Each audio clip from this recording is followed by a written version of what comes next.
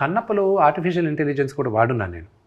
ఎలా వాడానంటే it's very new. ఇప్పుడు only main actors వరకే వాడున్నాను నేను. మేబీ అనదర్ 1.5-2 years ఇంకా అన్ని సినిమాలకి జీబీ యూ విల్ నాట్ నో వీడి ఏ మూలంగా ఇప్పుడు ఈ సినిమా తెలుగులో స్టార్ట్ చేసి మళ్ళీ వెళ్ళాం. రేపు ఏ సినిమా ఒరిజినల్గా ఏ లాంగ్వేజ్లో స్టార్ట్ అయిందని చెప్పలేరు. ఎందుకంటే ఇప్పుడు నాన్నగారు వాయిస్ ఆయన డిక్షన్ అది కావాలి. మిగతా లాంగ్వేజెస్ ఆయన వాయిస్ మాడ్యులేషన్ కానీ ఆయన డిక్షన్ కానీ రాదు ఎవరికి. సో ఇప్పుడు ఏం చేసాం, తమిళ్లోకి వెళ్ళి ఒక డబ్బింగ్ ఆర్టిస్ట్తో ముందు ఆయన డైలాగులన్నీ చెప్పించాం, మాడ్యులేషన్ ఇలా ఉండాలి ఇది అని చెప్పించేసాం.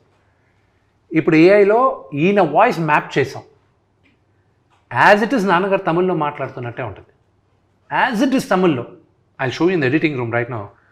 అక్షయ్ కుమార్ గారు తెలుగులో ఆయన తెలుగులో నేను మాట్లాడిచ్చాను.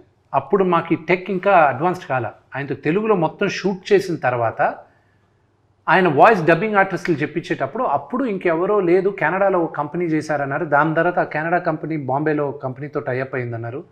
దాని తర్వాత వాళ్ళతో చేయించాం మనం బాంబే కంపెనీలో.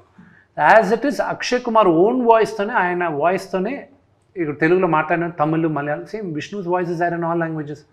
ఇప్పుడు we went 1 step ahead. Lip కూడా we changed it. Lip sync as per the language. As per the language. We changed it.